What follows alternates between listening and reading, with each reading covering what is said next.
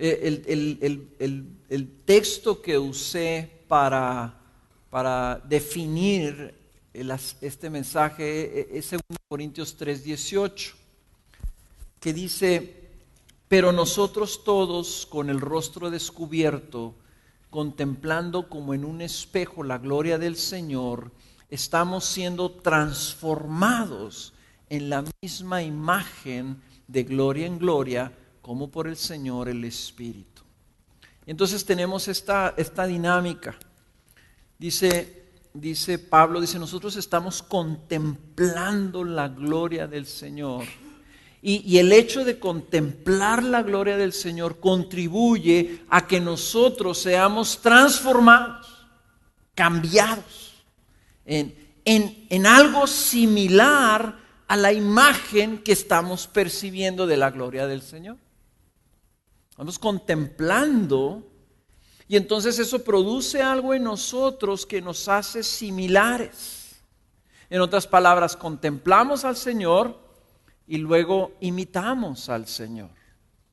Entonces, si se acuerdan, les decía, aunque entonces el discípulo es alguien que está contemplando, aprendiendo, y luego al seguir lo que está aprendiendo, está imitando a aquel del que está aprendiendo, al que está viendo.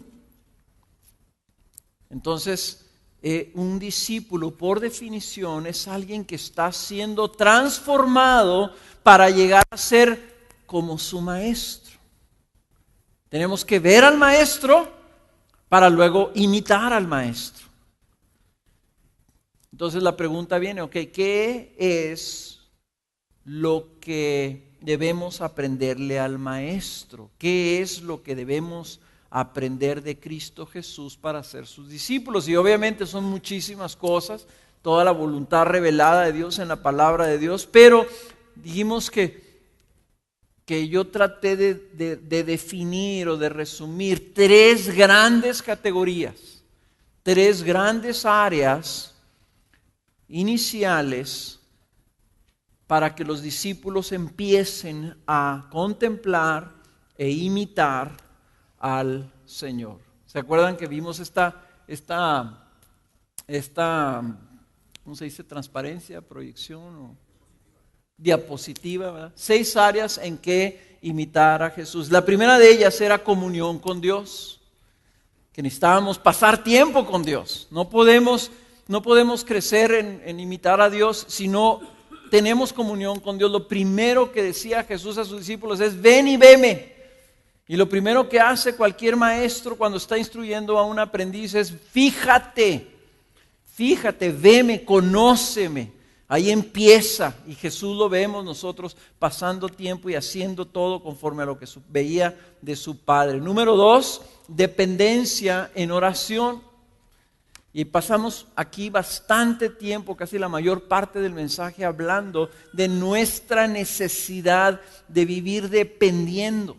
Si Jesús pasaba la noche entera orando y Él no necesitaba nada de recibir del Padre, ¿por qué lo hacía? Porque Él estaba viviendo y modelando algo para nosotros. Su relación con su Padre siempre es una de dependencia y se manifiesta en la oración.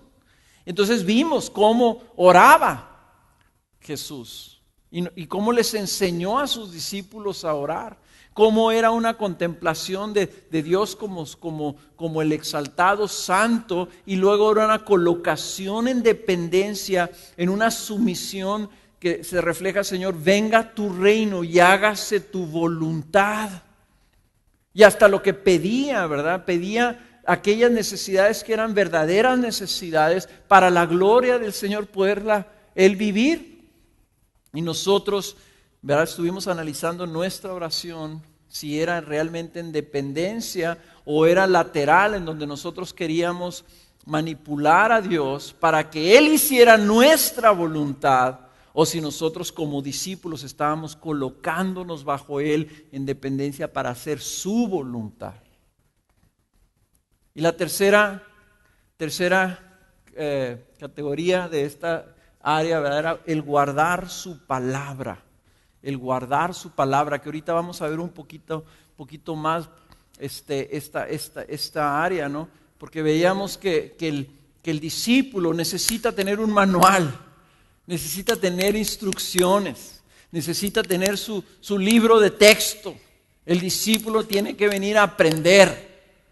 Bueno, pues ¿cuál es nuestro libro de texto? ¿Dónde está la voluntad establecida de Dios? ¿De dónde la vamos a aprender?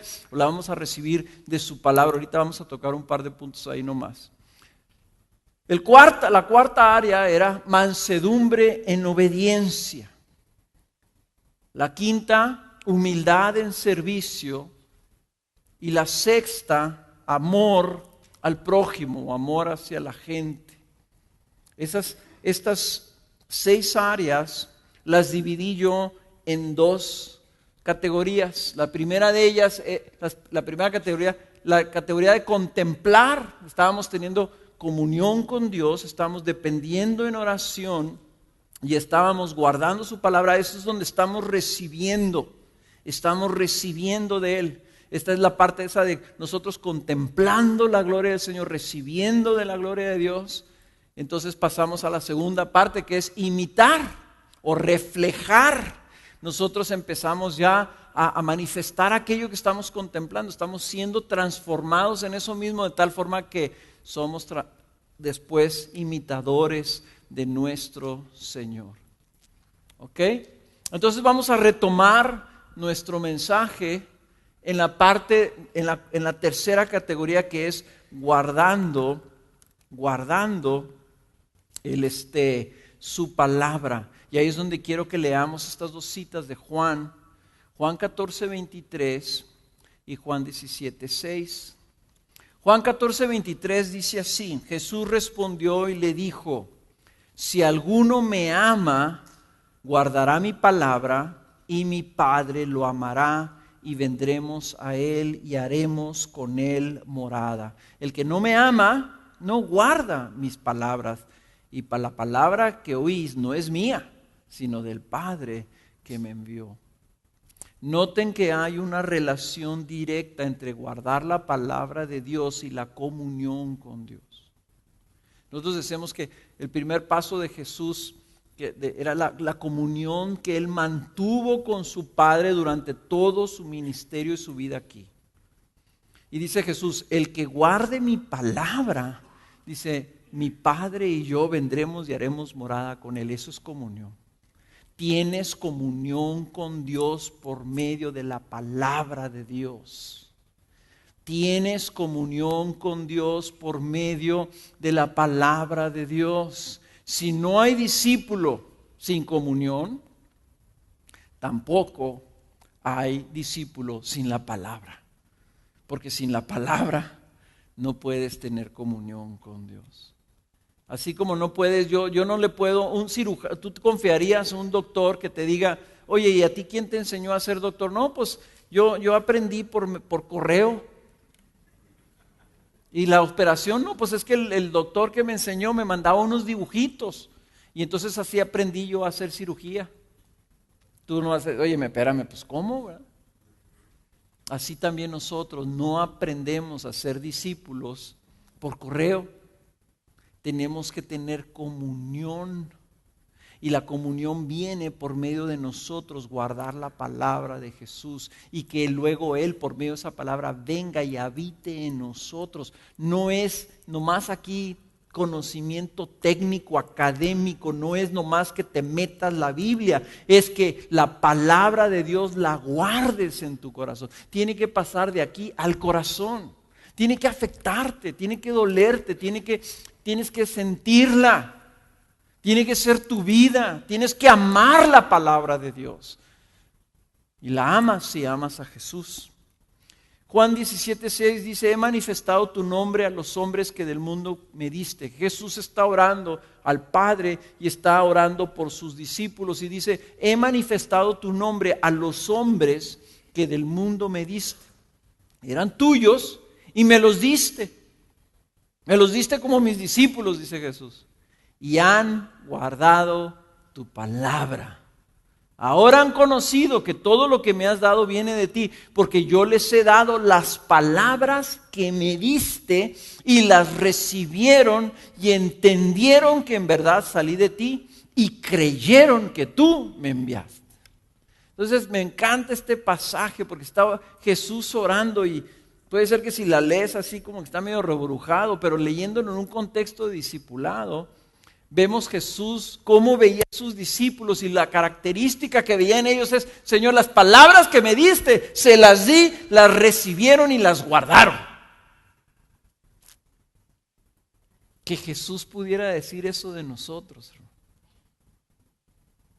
Que Jesús pueda decir eso de nosotros. Padre, mira a mis discípulos ahí en Gracia Soberana. Las palabras que me diste, se las di, se las dejé, hasta en un libro se las puse. Las recibieron, las creyeron y las guardaron. Entonces somos verdaderos discípulos cuando estamos nosotros guardando la palabra de Dios, hermano. Entonces, la palabra de Dios es para nosotros la herramienta que Dios usa para transformar. Dense cuenta que Jesús nos está discipulando por medio de su palabra. Eso es lo que está orando él ahí. Las palabras que me diste, yo se las di. Está habiendo una transferencia del Padre a Jesús y de Jesús a sus discípulos. Y así queremos que esté sucediendo con nosotros. Cuando tú vengas y ahora que decía Abelardo de las tarjetas, no te desanimes. Necesitas como discípulo saber y entender que no eres discípulo si no estás recibiendo, creyendo y guardando la palabra de Dios. Entonces todos abocarnos. Es nuestro trabajo. Es nuestra labor como discípulos recibir la instrucción, la comisión, la transferencia de la palabra de Dios para nuestras vidas. Es la palabra la que nos santifica, es la palabra la que nos edifica. ¿Okay? Es el programa del discipulado, es tu libro de textos, es la guía de trabajo, es el libro de instrucciones. Aparte, si vas a pedir gracia de Dios, si vas a vivir en dependencia, ¿cómo vas a saber orar en la voluntad de Dios si no sabes cuál es la voluntad de Dios? Entonces tienes que leer la palabra como discípulo. Y quiero nomás decirte qué significa leer la palabra como discípulo. Significa que necesitas leer toda la Biblia. Por eso nos arrancamos, hicimos tanto énfasis con todos estos programas de lectura anual, que para algunos ya se nos hizo lectura anual y garra, anual y cacho más, ¿okay? Pero no importa, el chiste es que la leas toda. La meta no es tanto que la leas en un año, ni en 8 meses, ni lo que sea. La meta es que la leas toda, varias veces. Si ya la leíste toda, hay que volverla a leer toda. Necesitas leerla toda. Por eso es que está ese programa. Es más, si no empezaste en enero, pero te estás dando cuenta que quieres ser discípulo, tenemos las tarjetas para empezar de nuevo. Tenemos las tarjetas desde enero. Ahí está el programa. Ve a la mesa de administración y dile a Zuli, deme la número 1. Apenas voy a empezar. Traigo un atraso de 5 meses, pero me les voy a emparejar para septiembre. Número 2, necesitas estudiarla. No nomás leerla así de corridito, sino necesitas estudiarla. ¿Se acuerdan cuando les estuve, que pasamos viendo sobre la palabra y de cómo llenarnos de la palabra? Y hasta pusimos aquí algunos párrafos y vimos cómo una Biblia de estudio tenía referencias cruzadas y los comentarios de las partes de abajo. ¿Se acuerdan que vimos todo eso? Y que ustedes se sovolcaron y vendimos como 100 Biblias de estudio de 700 pesos o no sé cuánto cuestan las Biblias de estudio.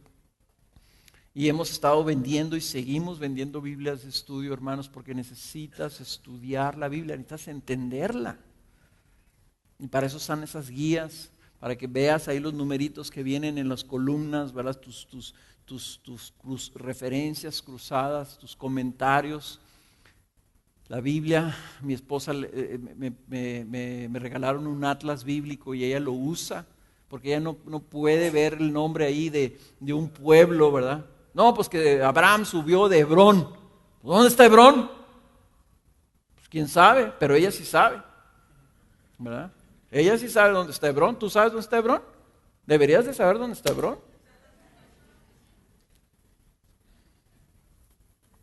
Ok, hay que estudiar la Biblia con cuidado. Número 3, necesitas meditarla de manera continua. O sea que es algo que tiene, el guardar la palabra implica que te la guardas, que estás meditando en ella, ¿verdad? Me encanta cuando los jóvenes, uno de los pocos usos útiles de Facebook es que alguien lee algo y luego se le graba y se le queda y luego lo ponen en Facebook. Esta onda la he traído en mi mente. Qué bueno, quiere decir que la traes tu mente lo suficiente como para pensar que lo tienes que compartir con alguien. Háblaselo a alguien más. Oye, ¿sabes que estuve leyendo esto? ¿Verdad?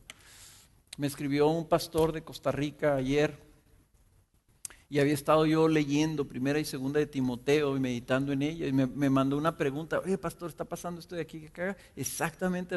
Le dije, ¿sabes qué? He estado pensando y meditando mucho en esta particularidad de primera de Timoteo y segunda de Timoteo. Porque la traía ahí. Le dije, se me hace que esto se aplica ahí. Medita en estas cosas. Hay que guardarla en tu mente, hay que meditarla. Y luego necesitas orarla, hermanos. Ora la Biblia. Ora la Biblia.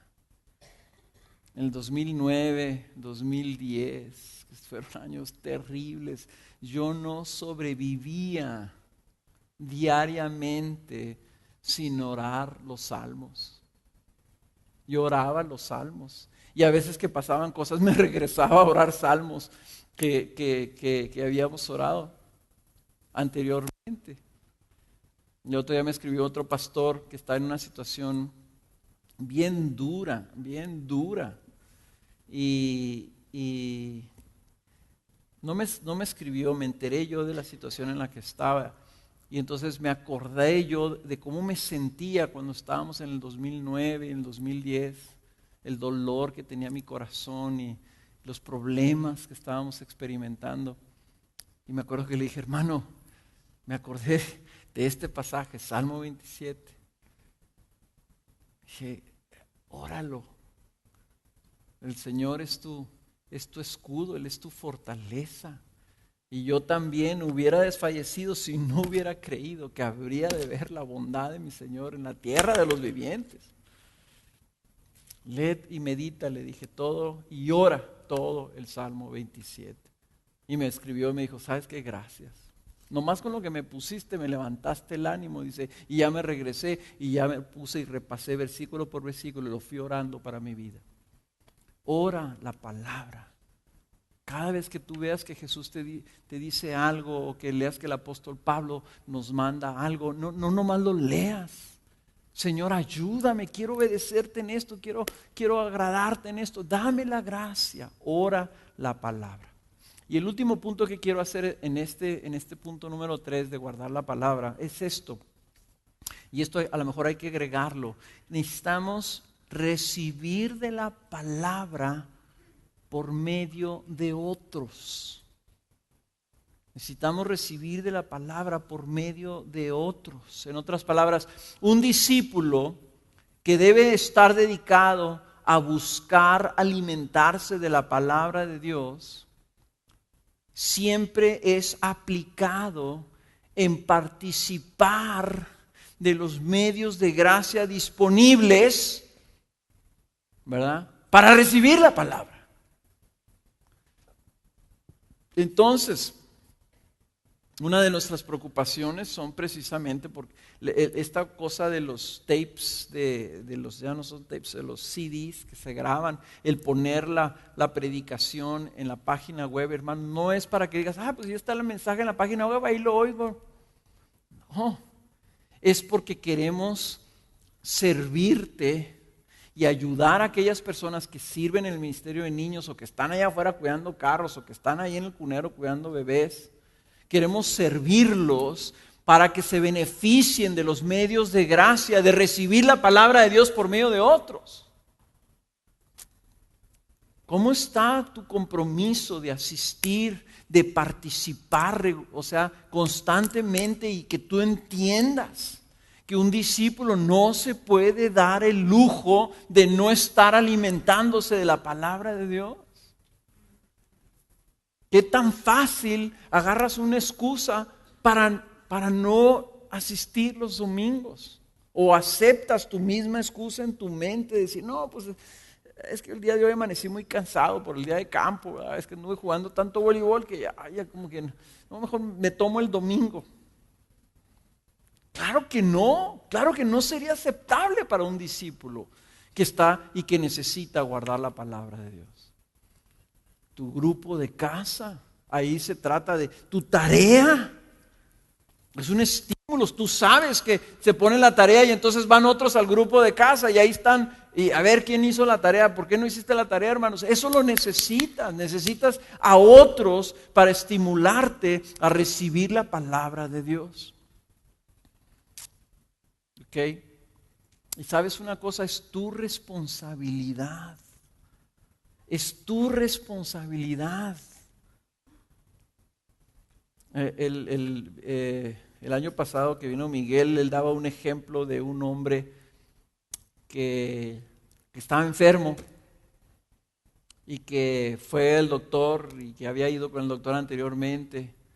Y el doctor le decía, oiga, pues es que le dije que se tomaran las medicinas y esto y esto y esto otro, que no coma pan de dulce y no le eche 3 cucharadas de azúcar al café.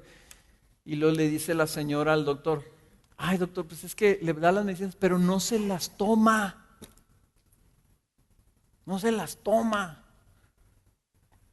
Y el otro llevaba a la esposa para que, dígale a ella lo que me tengo que tomar, porque yo no me las tomo. O sea, decía, qué irresponsabilidad. No es un niño. Sin embargo, nosotros así a veces tomamos la palabra de Dios, que es vital para nosotros, para nuestra salud, y nos comportamos como niños, ¿verdad? De decir, no, pues es que a mí como que se me dificulta, pues es que se me olvida leer la Biblia, pues es que tú sabes, no, es que batallo para levantar. Pues ya no eres un niño. Un discípulo no puede hablar de esas cosas así. Si queremos ser discípulos, vamos a asumir la responsabilidad de un discípulo, de buscar alimentarse. Entonces ahora hicimos una inversión fuerte y espero que lleguen los libros esta semana vamos a llenar la librería. Lo estamos haciendo para que la gente que venga afuera pueda ver buenos libros ahí en la librería, pero se van a quedar esos libros ahí también.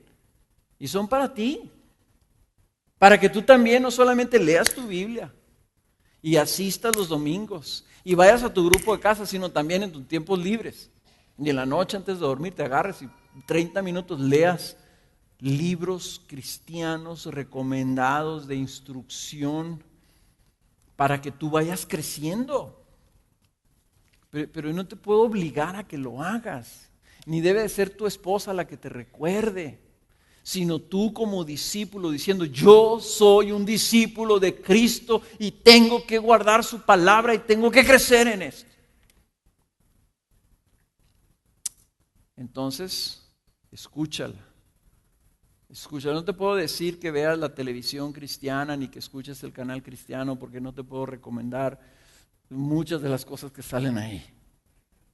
Pero sí te puedo decir, todo lo que vendemos en esa librería te lo recomendamos al equipo pastoral. ¿Ok? Y las personas que nosotros invitemos a predicar aquí o hagamos referencia de ellos, tú puedes hacer uso de todo eso para guardar su palabra. Bueno, ahora vamos al mensaje de hoy, que es el punto número 4. El punto número 4. Y quiero que leamos Mateo 11:29, que es un pasaje que muchos de ustedes se lo saben de memoria. Mateo 11:29, Señor Jesús se habla a sus discípulos y les dice, tomad mi yugo sobre vosotros y aprended de mí. Aprended de mí, que soy manso y humilde de corazón, y hallaréis descanso para vuestras almas. ¿Qué más clarito queremos los discípulos que Jesús diga, aprender de mí? ¿Qué quiere Jesús que aprendamos de Él? Aprended de mí, dice Jesús, que soy manso. Que soy manso. Eso quiere Jesús que aprendamos de Él. Así se describía a Él, soy manso y humilde. Y la está usando Él para exhortar a sus discípulos a que aprendan esto de Él. Ahora, ¿qué es la mansedumbre? ¿Qué es la mansedumbre? Bueno, la Biblia dice que el fruto del Espíritu Santo incluye el amor, gozo, paz. Hay una palabra ahí que es la mansedumbre. Es una manifestación del fruto del Espíritu en el creyente. Y lo que es la mansedumbre es esa disposición a aceptar la voluntad de Dios sobre su vida sin resistencia o disputa. La disposición a aceptar la voluntad de Dios sobre su vida sin resistencia o disputa. Nosotros tenemos una perrita. Esa perrita está entrenada que cuando ya nos vamos a acostar, Kena le dice a la perrita que se vaya a su casa y se debe de ir. Y se va y se mete ahí. Pero a veces, Kena le dice, váyase a su casa. Y la perrita dice, no.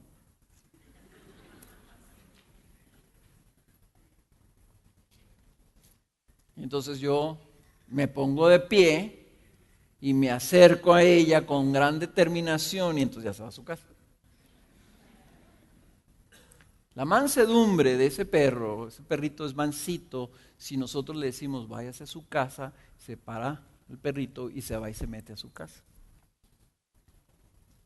La falta de mansedumbre es cuando le decimos váyase a su casa y dice que no tiene ganas, que no quiere, que un ratito más, que por qué me tengo que ir a acostar si quiero seguir viendo la televisión, que ahorita no tengo sueño, etcétera, etcétera. Okay. El mejor ejemplo que tengo yo de lo que es la mansedumbre, y se los he dicho aquí varias veces, son los caballos rejoneadores. Los caballos que usan los rejoneadores, ¿verdad? Que son los caballos andaluces o lituanos o no sé qué sean, ¿verdad? Que es una maravilla de caballo, que son entrenados por los jinetes. Hay un rejoneador muy famoso que pasa 8 horas diarias arriba del caballo. O sea, ya el caballo lo tiene marcado aquí en la espalda. Ya cabe, casca así exactamente. 8 horas diarias. Okay. ¿Por qué? Porque este caballo tiene que obedecer a su jinete, que lo va a guiar sin las manos a veces. Okay. A veces sin usar las manos, con las puras rodillas, con la pura presión de las rodillas y los pies. Y este caballo tiene que obedecerlo y quedarse de pie cuando un toro viene corriendo para embestirlo. Okay. Y no se mueve el caballo. Y luego el caballo, el jinete, ya cuando viene muy cerquita y el jinete le dice, ahora sí nos vamos a mover. Pero no quiero que corras para la otra dirección, quiero que corras hacia el toro. Y luego cuando te va ya casi a cornar, quiero que te hagas hacia la barrera para que te coloques ahora todavía más vulnerable.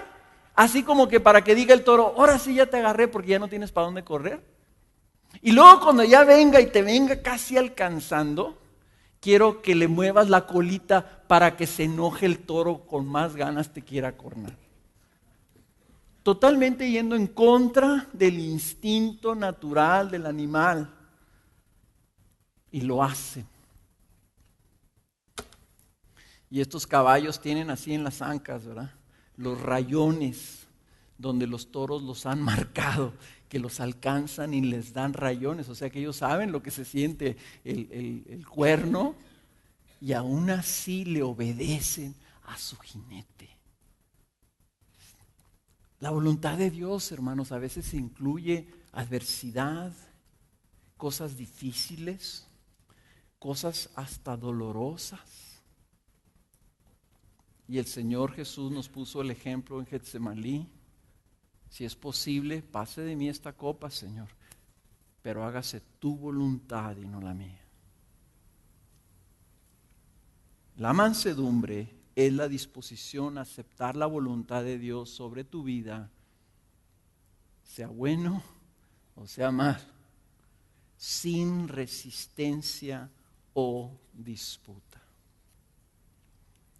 Fíjense el ejemplo de Jesús en Juan 8:28. Dice Jesús, por eso Jesús dijo, Juan 8:28, cuando levantéis al Hijo del Hombre, entonces sabréis que yo soy y que no hago nada por mi cuenta, sino que hablo estas cosas como el Padre me enseñó, y el que me envió está conmigo, no me ha dejado solo, porque yo siempre hago lo que le agrada. O sea, Jesús dice, nunca hago nada por mi cuenta y todo lo que hago, mi motivación es agradar a Dios. Esa es la mansedumbre. Nunca hago nada por mi cuenta y todo lo que hago lo hago para agradar a Dios. Y Pablo decía que nosotros como creyentes también estábamos obligados a ser así. Dice, pues el amor de Cristo nos apremia, habiendo llegado a esta conclusión, que uno murió por todos, por consiguiente todos murieron, y por todos murió, para que los que viven ya no vivan para sí, sino para aquel que murió y resucitó por ellos. En otras palabras, el discípulo que entiende lo que Cristo hizo por él, que entiende que es discípulo, que ha sido retenido por un maestro, que está siendo llamado por ese maestro a seguirlo y aprender de él, y que el maestro le dice, quiero que aprendas de mí mi mansedumbre.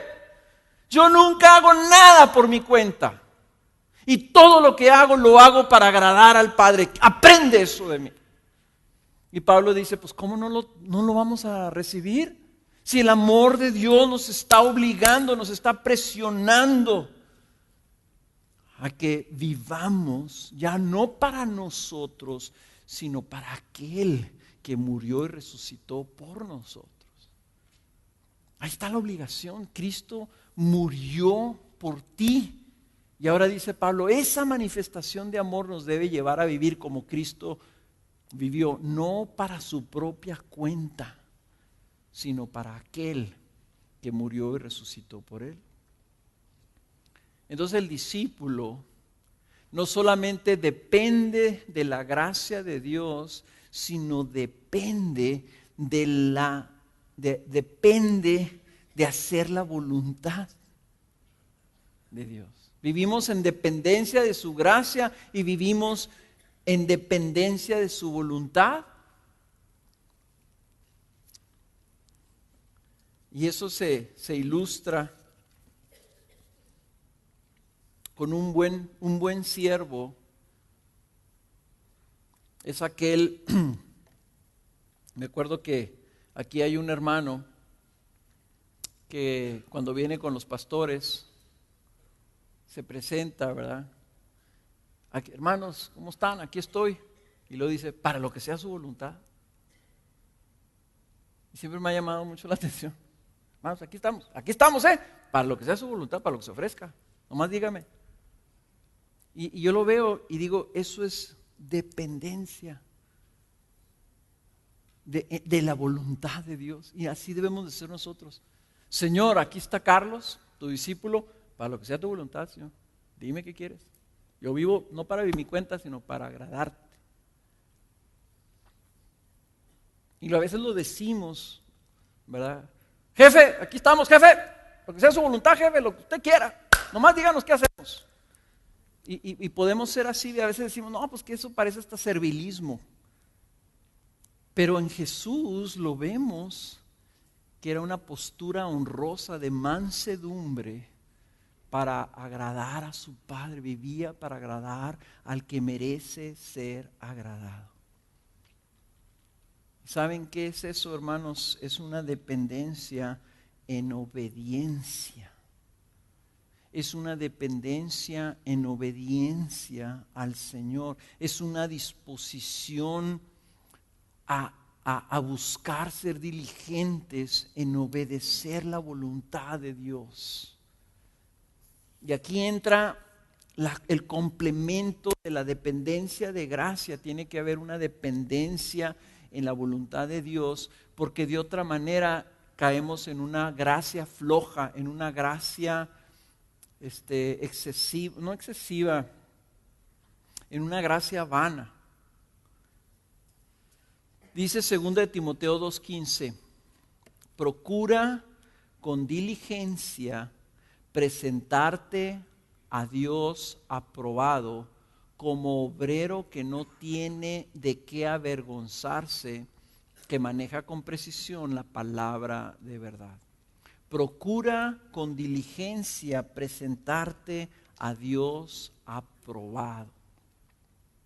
Y lo notorio aquí es que Pablo está exhortando a Timoteo a que sea diligente, que se esfuerce. Y aquí la clave, hermanos, es la palabra responsabilidad. Responsabilidad. ¿Se acuerdan que la semana pasada vimos esta cita en 1 Corintios 15:10? Que dice, pero por la gracia de Dios soy lo que soy y su gracia para conmigo no resultó vana. Antes bien, noten estas palabras, he trabajado mucho más que todos ellos, aunque no yo, sino la gracia de Dios en mí. He trabajado mucho más que todos ellos. Entonces hay una diligencia, hay una responsabilidad, hay un esforzarse en el caminar cristiano que tenemos nosotros que empatar con la gracia de Dios.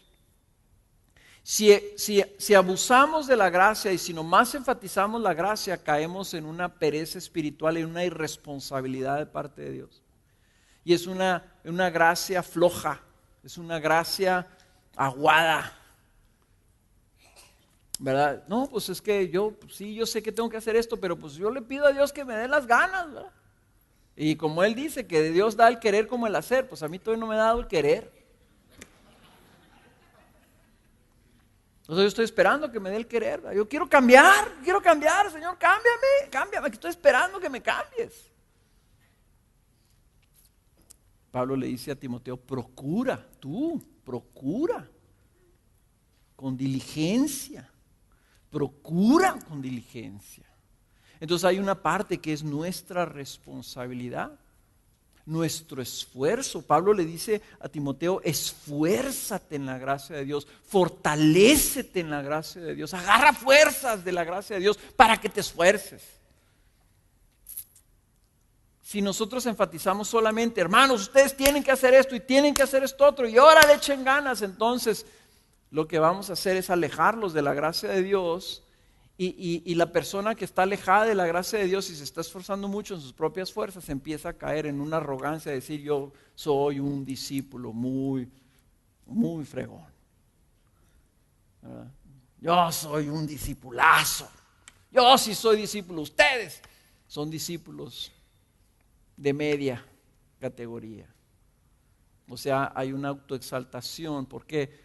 Porque estás pensando que tú eres lo que eres por tus propios esfuerzos. Entonces, si nosotros no nos esforzamos en la gracia de Dios, nosotros vamos a ser discípulos irresponsables. Fíjate bien, si nosotros no nos esforzamos en la gracia de Dios, si nosotros no nos fortalecemos en la gracia de Dios para obrar en obediencia a Dios, entonces seremos discípulos irresponsables. Lo que transforma al discípulo no es solamente llenarse de la palabra de Dios, no es solamente pedir la gracia de Dios en su vida. Se llena de la palabra de Dios, se llena de la gracia de Dios. Lo que transforma al discípulo es cuando ya conoce la voluntad de Dios, busca la gracia de Dios y luego actúa la gracia de Dios. Opera en su vida en obediencia, dispuesto a obedecer y aceptar la voluntad de Dios en su vida. Miren, déjenme les doy un ejemplo. Jesús dice en el Sermón del Monte, en el capítulo 7 del libro de Mateo, a que no debemos juzgar al prójimo. ¿Y se acuerdan ustedes que el mismo Jesús da el ejemplo y dice, ¿por qué andas fijándote tú que tu hermano tiene una astilla en el ojo y no te das cuenta que tú traes una viga? ¿Verdad? Entonces vamos a suponer que tú eres una persona muy susceptible a juzgar a las demás personas. Siempre te andas fijando en los demás y siempre estás criticando a los demás, siempre te estás quejando de los demás, estás juzgando a los demás. Ay, yo no sé por qué estos andan con los del día de campo y que no sé qué ahí. Si fueran buenos organizadores deberían de haber dado a todos horchata gratis. Y ay, no sé, estos de este grupo no hacen mucho escándalo. Mira, nomás llenaron todo de humo aquí adentro de la carpa, ¿verdad? Y siempre estás criticando a los demás, estás enjuiciando, eres un criticón, eres un juicio, no te fijas en la viga que traes en tu propio ojo, estás viviendo de una manera contraria a la voluntad de Jesús. Punto. Entonces, escuchas esta predicación, vas a ver a Mateo 7 y te das cuenta que efectivamente no debes de juzgar, te redarguye la palabra y quieres responder en arrepentimiento. Entonces, ¿qué es lo primero que haces? Bueno, vienes en sumisión a esa palabra y le dices, Señor, ayúdame a cambiar, dame tu gracia, ya no quiero ser una persona juiciosa, ya no quiero estar señalando los errores de mi vecina, ya quiero ser una persona de bendición y no de juicio. Si hasta ahí llegamos, hasta ahí te digo, y la película se termina ahí en esta persona orando, a lo mejor tú puedes decir, mira qué bonito, ya obró la palabra de Dios. No ha obrado la palabra de Dios todavía. Es el primer paso. ¿Qué es lo que falta? Falta la obediencia, falta la responsabilidad. Entonces, si esa persona viene conmigo un año después y me dice, ay pastor, yo le he pedido tanto al Señor que me cambie, pero no puedo dejar de ser una juiciosa, una criticona y chismosa y todo eso. Le voy a decir, hermana, ¿cree usted que Dios da gracia a los humildes? Sí. Y entonces, ¿por qué no ha dejado de hacer lo que Dios manda que haga? Ay, pues es que no me cambia. Es que usted no está siendo responsable de su pecado. La gracia de Dios opera cuando nosotros obedecemos. La gracia de Dios, dijimos la semana pasada, se nos dio para poder actuar lo que se nos manda. Pero si no somos mansos, si no respondemos, si nos retraemos, si no tenemos esa disposición, si no asumimos nuestra responsabilidad de caminar, nunca experimentaremos la operación de la gracia en nuestras vidas. Si queremos que la gracia opere antes, entonces ¿qué chiste tiene? Entonces no seríamos discípulos, seríamos robots. O sea, Dios quiere que la gracia de Dios opere en nosotros, pero esa gracia tiene que ir empatada con nuestra obediencia. Digo Jesús, aprended de mí, soy manso. Yo no hago nada por mi cuenta. Hago lo que le agrada a Él, eso es lo que hago. Y había veces que no era cómodo para el Señor Jesús hacer lo que le habían sido mandado. Claro que no era cómodo para Él ir a presentarse para que le clavaran clavos y lo pusieran en un palo ahí. pero lo hizo por su mansedumbre. Entonces tú también necesitas imitarlo, aprender eso de Él. Señor, dame tu gracia, no se haga mi voluntad sino la tuya, Señor. Si tú me lo mandas tú y tú quieres que yo cierre mi boca y que deje de pensar de esta manera, quiere decir que puedo hacerlo con tu gracia. Así que, Señor, voy a caminar y en lugar de ir a decirle a esa persona y a quejarme con Paco porque la carpa estuvo chueca o porque me dio calor y mire me quemé o pasó alguna cosa, voy a ir a darle las gracias y lo voy a bendecir. Le voy a decir gracias por haber hecho esto, Juan Carlos. Y cuando en lugar de estarte quejando de la vecina, voy a ir a llevarle un regalo a esa vecina y la voy a bendecir, le voy a decir es una bendición tenerlo a usted como vecina. O sea, nosotros tenemos que actuar el milagro de la transformación, dice John Piper. Tienes que actuar el milagro. Tienes que creer que la gracia está ahí y camines. El agua no se partió, no se abrió el mar, no se abrió el río para que pasara el pueblo de Israel hasta que Moisés no dio el primer paso y pisó el agua. Hasta que Moisés no agarró la vara y lo puso en el agua. Cuando iban a cruzar el Jordán, le dijo el Señor a Josué, Josué, písala y se va a abrir. Así nosotros también tenemos que dar el paso. Y vas a ver, ahí va a estar la gracia de Dios. Y al final le vamos a decir, fue el Señor. Como Pablo, yo me esforcé, yo trabajé más que todos ellos. Pero no fui yo, fue la gracia de Dios.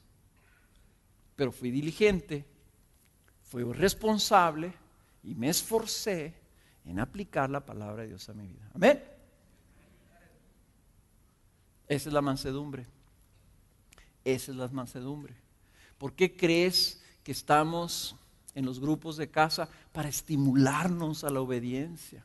Y vamos a estar empezando a dar pasos, hermanos, para que se puedan juntar grupitos de hombres, grupitos de mujeres y podamos estar juntos estimulándonos para la obediencia y retándonos a que no venga la gracia de Dios a nuestra vida en vano y se quede hueca y no dé fruto. Vamos a buscar cómo le hacemos para ayudarnos mutuamente como discípulos a ser responsables. La segunda cosa que dijo Jesús, y obviamente ya vieron que no voy a terminar este pasaje tampoco, ¿verdad? Dijo, aprended de mí que soy manso y humilde. Manso y humilde. Y dice Pablo, describiendo la humildad de Jesús, en Filipenses 2:5, haya pues en vosotros esta actitud que hubo también en Cristo Jesús, el cual, aunque existía en forma de Dios, no consideró el ser igual a Dios como algo a que aferrarse, sino que se despojó a sí mismo, tomando forma de siervo, haciéndose semejante a los hombres. Haya en vosotros esta actitud que hubo también en Cristo Jesús. Pablo dice, imiten a Jesús en esto, que se humilló, que fue humilde y que tomó una forma. ¿Cuál? La de siervo. Y cuando Jesús está despidiéndose de sus discípulos, están sentados ahí a la mesa y están ahí los 12, incluyendo Judas, se levanta Jesús, se quita su manto, agarra una toalla, se pone de rodillas, con un sartén ahí de agua, una vasija de agua, y se pone a lavarles los pies cochinos a los discípulos. En la labor de un esclavo, eso es lo que hacían los esclavos. Ahí no había esclavo, así que Jesús dijo, pero si yo soy el siervo, yo les voy a lavar los pies. Y cuando se queda entonces así como que primero Pedro no quería, y luego lo regaña el Señor y entonces dice, ándale pues, no, báñame todo. Le dice Jesús, no, más los pies, compa, tampoco. Entonces, Jesús les explica. En Juan capítulo 13, versículo 12, Jesús dice, entonces, cuando acabó de lavarles los pies, tomó su manto y sentándose a la mesa otra vez, les dijo, vosotros me llamáis maestro y señor. ¿Se acuerdan que dijimos lo que era señor? Soberano rey. Vosotros me llamáis maestro y señor. Y fíjense lo que les dice Jesús, y tenéis razón, porque lo soy. Pues si yo, el Señor y el Maestro, os lavé los pies, vosotros también debéis lavaros los pies unos a otros, porque os he dado ejemplo, para que como yo os he hecho, vosotros también hagáis. En verdad os digo, un siervo no es mayor que su Señor, ni un enviado es mayor que el que le envió. Si sabéis esto, seréis felices si lo practicáis. Ahora hemos estado hablando de que un discípulo a lo mejor que le puede aspirar es a ser igual que su maestro. Aquí está diciendo Jesús que un siervo no es mayor que su Señor. Nosotros nunca vamos a ser mayores que Jesús. Le podemos tirar a ser similares a Jesús, a imitarlo a Jesús, como dice Pablo. Que tengamos la misma actitud que tuvo Jesús, pero nunca vamos a ser mayores que Jesús. Está hablando de nosotros cuando dice un siervo no es mayor que su Señor. ¿Y quién es nuestro Señor? Jesús es nuestro Señor. Y dice Jesús, y sí soy su Señor, y soy su Rey, y soy su soberano, y soy su dueño. Soy su dueño, dice el Señor. Pero les lavé los pies. Y aquí la cosa es que podemos dejarlo hasta ahí y decir, no, pues ahora nos tenemos que servir unos a otros porque Jesús sirvió a sus discípulos. Qué buen ejemplo nos dejó Jesús, vamos a hacerlo. Pero no está hablando de eso. Y no está hablando que tengamos ceremonias aquí de lavado de los pies. Fíjense lo que dice después, dice, un siervo no es mayor que su Señor, ni un enviado es mayor que el que le envió. ¿Quién es el enviado? Él. Él era el enviado. ¿Y quién es el que lo envió? El Padre. Entonces Jesús está diciendo, este es el ejemplo que les está dando.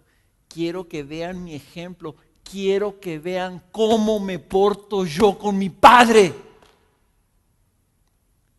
Él me envió. Yo no soy mayor que Él.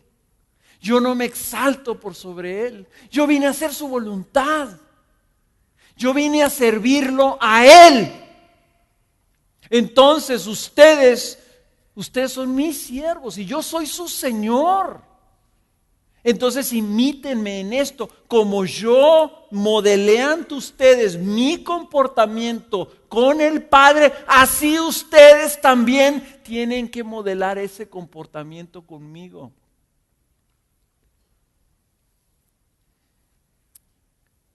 Entonces, si nosotros somos siervos del Señor, nosotros vivimos para servir a nuestro Señor. O sea, somos siervos. Fíjate bien, lo voy a repetir. Somos siervos. ¿Por qué Jesús les lavó los pies? Porque era siervo. Porque vino en forma de siervo, se humilló y se hizo siervo. Tomó la forma de siervo. Entonces dice, imítenme en esto, ustedes también son siervos. Siervos, punto. El discípulo es un siervo. Servimos porque somos siervos. No servimos porque es lo correcto que se debe de hacer. No servimos porque digamos, pues sí, yo soy el pastor, pero pues voy a ser muy humilde y voy a servir a los demás. No. Seré el pastor, seré el papá, seré el esposo, pero ante todo soy un siervo de Dios. Soy siervo. Entonces mi función como siervo, mi identidad como siervo, mi identidad es una de siervo y por lo tanto donde quiera que yo esté debo servir. Esa es la enseñanza. Entonces cuando Jesús habla con sus discípulos, se andan peleando entre ellos. Los siervos se andan peleando a ver quién va a estar sentado enseguida a la derecha y a la izquierda de Jesús. ¿Okay? Entre los siervos se andan peleando.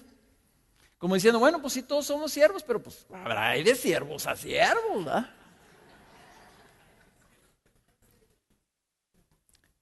Y entonces Jesús les dice, les pone la meta, les pone la definición y les dice, llamándolos junto así. Y yo creo que Jesús vio a los discípulos y dijo, a ver, vengan para acá. Llamándolos junto así, dijo, y cerquita, quiero hablarles cerquita. Acércate, Pedro y Juan y Jacob. Jesús les dijo, ¿sabéis que los que son reconocidos como gobernantes de los gentiles se enseñorean de ellos? Y que sus grandes ejercen autoridad sobre ellos. Pero entre vosotros, o sea, entre mis discípulos, no es así.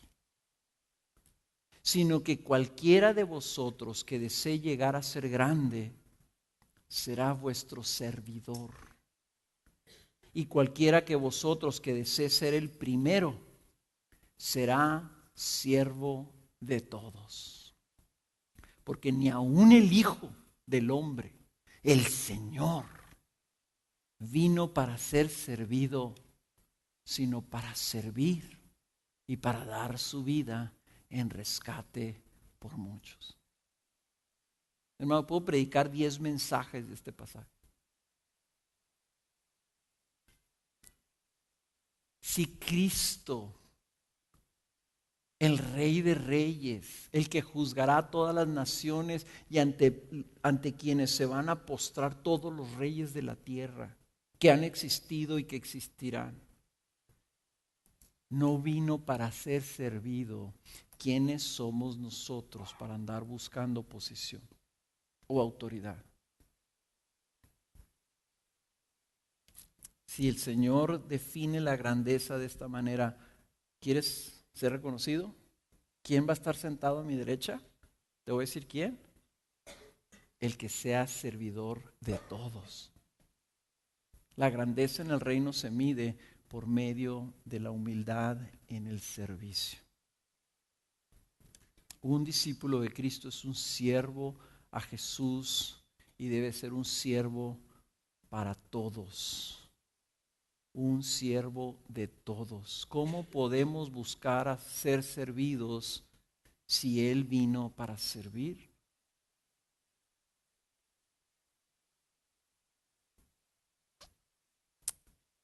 Y hermanos, hay mucho que crecer aquí en esto. Porque muchos de nosotros estamos aquí para ser servidos.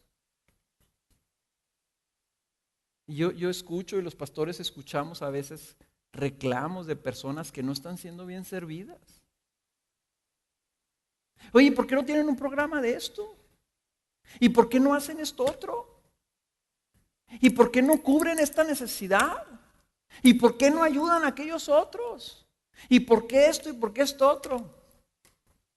No una actitud de siervos, sino una actitud de consumidores interesados en que se suplan sus necesidades o se satisfagan sus expectativas. Y no estoy hablando de todos, claro que no, una pequeñísima minoría. Pero se los digo como una ilustración de cómo nosotros mismos a veces, no nos vemos como siervos.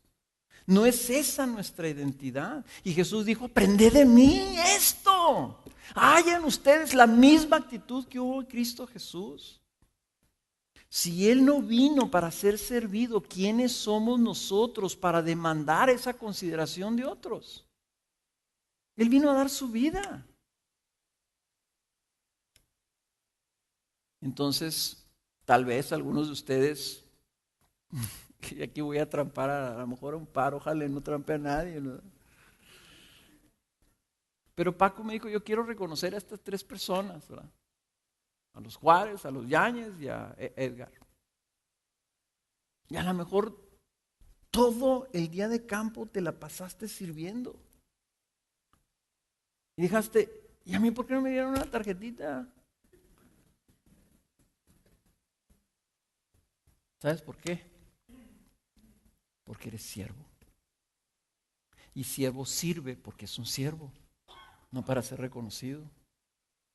Dijo Jesús, un siervo es aquel que cuando termina de servir no se siente y dice, ahora sírveme tú a mí, ahora dame las gracias porque te serví. ¿No? Dice, soy un siervo inútil, hice lo que tenía que hacer. Entonces si te llaman y te dicen, oye, te toca servir en el cunero, ay hombre, ¿por qué tengo que estar en el cunero? Pues porque uno de los más gritones es tu hijo. ¿Y por qué tengo que vender boletos en el concierto? ¿Y por qué me toca el estacionamiento? ¿Y por qué tengo que recoger la basurita que está ahí tirada? ¿Y por qué tengo que hacer esto? ¿Y por qué tengo que llegar temprano? Porque eres un siervo. Si quieres ser un discípulo, eres entonces un siervo. Entonces mídete sobre esta base. ¿Cómo está tu servicio? ¿Cómo está tu servicio en tu casa?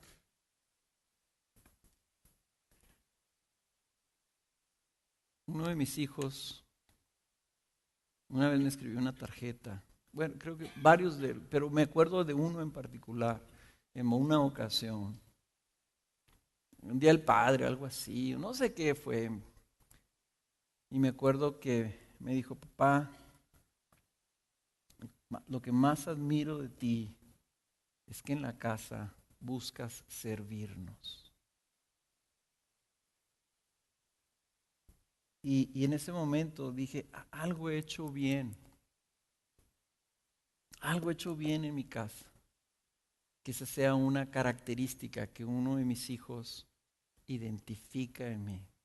Y no lo dijo porque quería, usar así, así muy bíblico. No. Lo hizo porque eso fue lo que a él le afectó. Se lo notó él. ¿Cómo te describirían en tu casa? Como uno que siempre está buscando servir a tus cohabitantes ahí de tu casa. ¿Eres un siervo que sirves o un siervo que no sirve? Si eres un siervo que no sirves, entonces no sirves. ¿Sí me entendieron? Si eres un siervo que no está sirviendo, pues entonces no sirves para nada. ¿Okay? En tu mundo, te conocen en tu trabajo como uno que sirve. Hermanos, hay miles literalmente de oportunidades de servir a otros a diario. Miles. Un siervo sirve. Y Jesús quiere que aprendamos esto de Él.